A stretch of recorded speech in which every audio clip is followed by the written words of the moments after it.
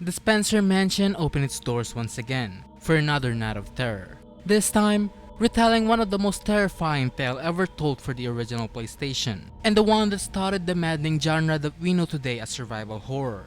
It's time to relive the nightmare of 1996. Resident Evil.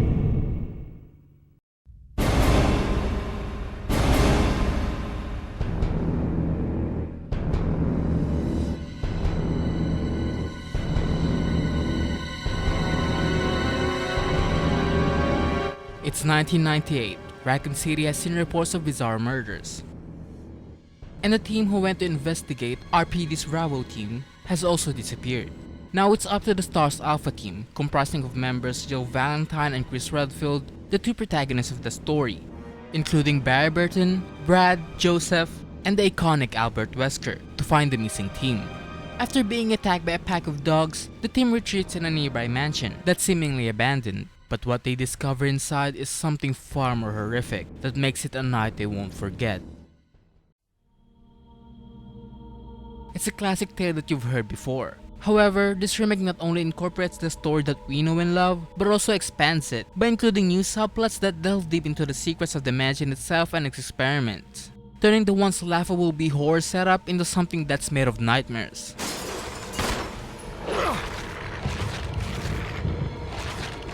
Even the cheesy dialogue and voice acting has seen a major change. That was a close one. A second late, you would have fit nicely into a sandwich. It's definitely an improvement compared to the original, though still nothing to write home about.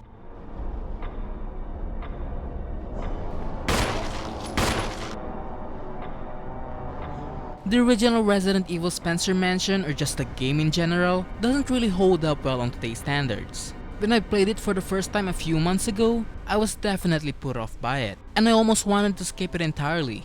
If that has happened, I probably wouldn't have been so obsessed with the franchise today. And this is why this remake from 2002 exists, to replace the original. Does it succeed? Yes, I think so. This remake breathes a whole new life to the original classic, with its new lighting that adds an extra layer of fear when exploring its claustrophobic hallways. And the pre-rendered backgrounds also return in the franchise, after being replaced by a full 3D environment in Code Veronica.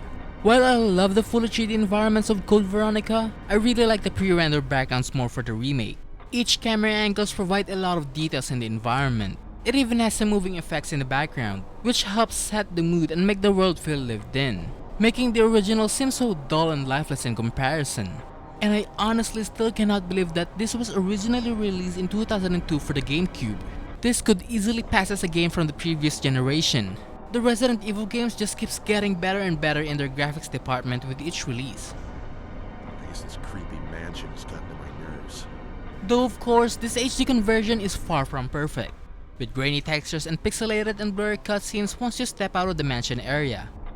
The game is a whopping 17 gig for the PC port for some reason, even if some of the textures and cutscenes are all heavily compressed. But other than that, it's a beautiful game true and true.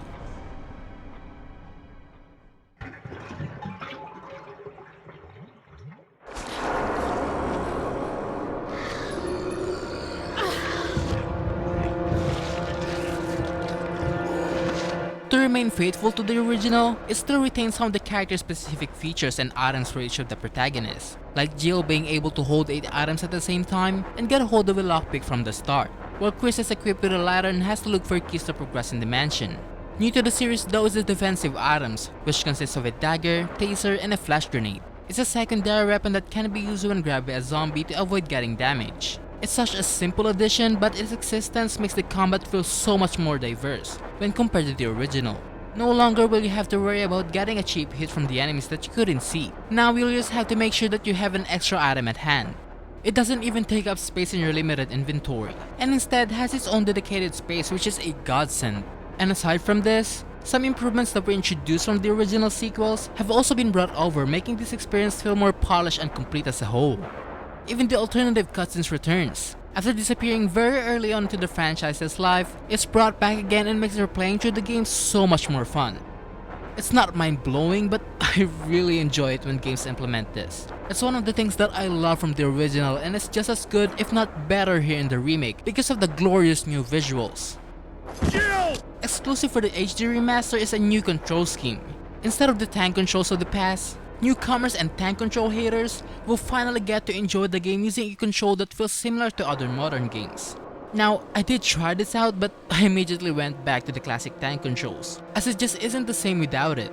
I don't know, it looks and feels very robotic, though it's probably just me. And there are still some features that remain unchanged that kind of made me raise my eyebrows. For some reason, there's still no canon ending for the game even after the story has already been established by the sequels. And a lot of people will probably disagree with me on this, but I really wish that they gave Chris an extra inventory space for this remake. Before, Chris and Jill's character-specific features made sense because they were supposed to be the game's difficulty choices. But now that there's an actual choice at the beginning of the game, it would have been nice to make the two feel more balanced and maybe just include these character-specific features in a classic mode or something. The purists will surely like how it was remain unchanged. Luckily, the latter, which is Chris's character-specific item, no longer feels unfair as it's now one of the most useful items in the game, if you use a specific playstyle, which I'll get to later on. So at least they still made an improvement with the balancing.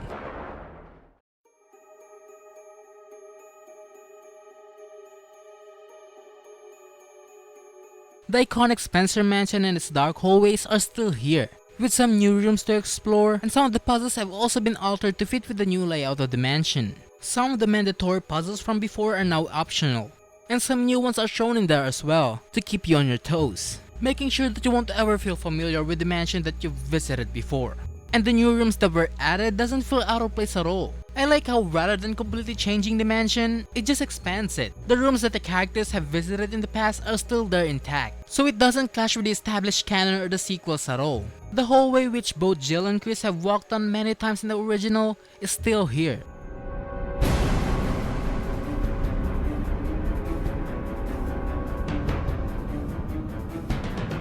The creatures from the past have also been brought back to life. Still, the snarling of the undead echoes the dark hallways. Before, the hunters were the most terrifying but annoying enemy in the entire game. But for this remake, its spotlight has been given to the two new nightmarish creatures, Lisa Trevor and the Crimson Heads. Whenever you kill a zombie, their bodies will no longer magically disappear, unless they are dispatched properly by burning their bodies or pulling a headshot. If you don't though, then these downed zombies will reanimate for a second time. This time more stronger, faster, and hungrier, encouraging you to avoid combat altogether if you don't want these aggressive creatures to chomp on you. If you decide to down them however, you'll need two items, a lighter and a fuel canteen. Using both these items together is the only way to burn their bodies. Though the available fuel around the mansion will never be enough to burn all the bodies. And these items also takes 2 extra space in your already limited inventory, only one if you're playing as Chris. So it still encourages you to avoid combat when it's not needed.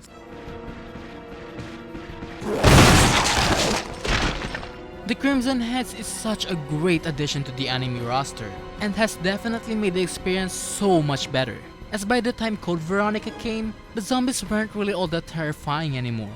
But the Crimson Heads changed all of that and breathed a whole new life to the undead.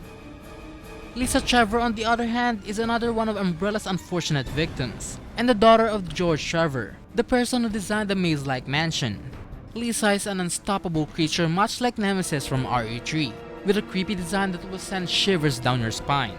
And she also has a very tragic and heartbreaking backstory, which I think makes her better than Nemesis.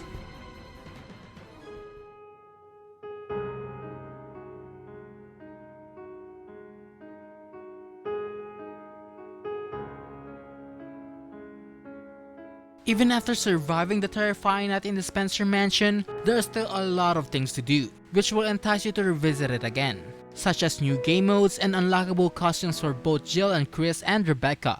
Even their RE5 character models are available from the start of the game to use.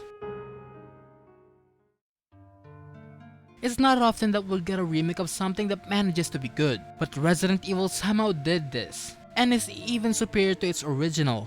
It has everything that you know and love from the original, with some new additions that makes this the definitive Resident Evil experience. It's not just fun to go back to the Spencer Mansion, but it's also terrifying,